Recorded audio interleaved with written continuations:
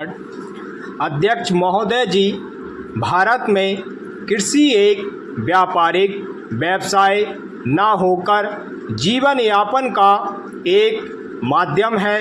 हमारे देश के किसानों में व्यापारिक विचारों की कमी है और वे सिर्फ जीवित रहने के लिए कृषि करते हैं। इसलिए कृषि पदार्थों के मूल्यों तथा उनके उत्पादन व्यय में कोई घनिष्ठ संबंध नहीं होता है।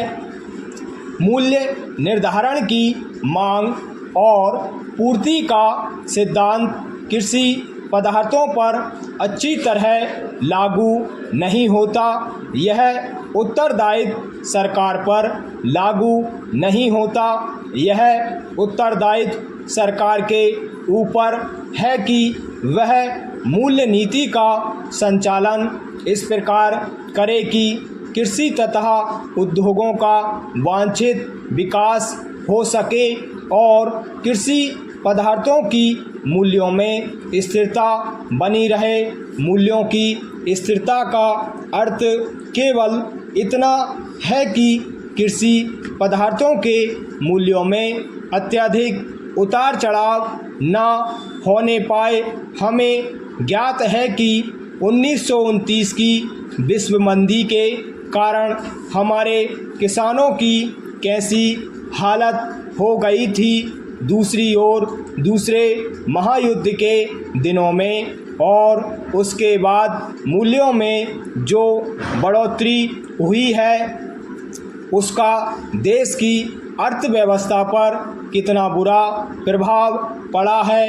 यद्यपि किसानों को वांछित लाभ ही हुआ, किंतु देश के नियमित विकास के लिए ये दोनों परिस्थितियां बाधा उत्पन्न करने वाली सिद्ध हुई है। भारत में कृषि मूल्यों की स्थिरता का प्रश्न पिछले कुछ सालों में मुख्य रूप से सरकार के सामने आया है।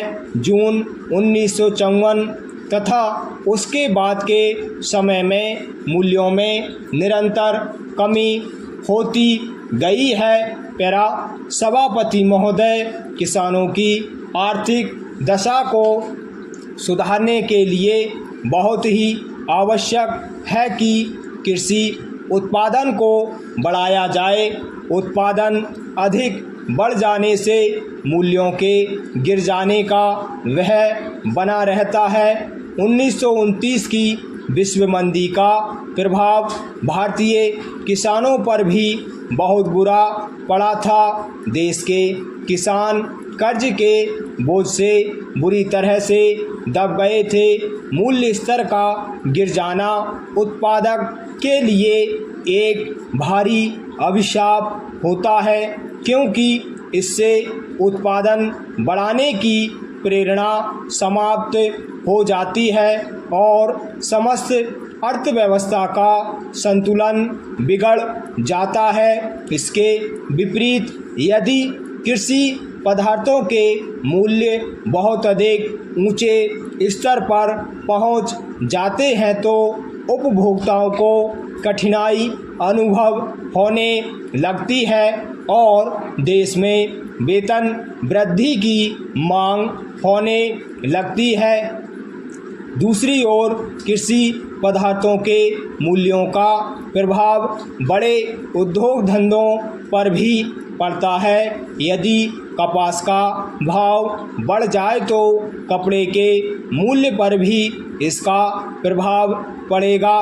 कहने का तात्पर्य यह है कि देश में सामान्य मूल्य स्तर पर कृषि के मूल्यों का गहरा प्रभाव होता है। समाज के विभिन्न वर्गों के हितों में सामंजस्य बनाए रखने के लिए यह आवश्यक है कि कृषि पदार्थों के मूल्यों में स्थिरता रहे। दूसरे शब्दों में कृषि पदार्थों के मूल्यों में कमी होना उत्पादकों के लिए तथा वृद्धि होना उपभोक्ताओं के हित के विरुद्ध है और सरकार को इस प्रकार की मूल्य नीति अपनाने की आवश्यकता पड़ती है जिससे प्रत्येक के हितों की रक्षा हो सके और देश का उत्पादन अधिकतम सीमा तक पहुंच सके, साथ ही साथ देश के प्रति व्यक्ति आय तक सामान्य रहन सहन का स्तर ऊंचा हो। इस उद्देश्य की पूर्ति के लिए कृषि पदार्थों के मूल्य में स्थिरता रखना परम आवश्यक है।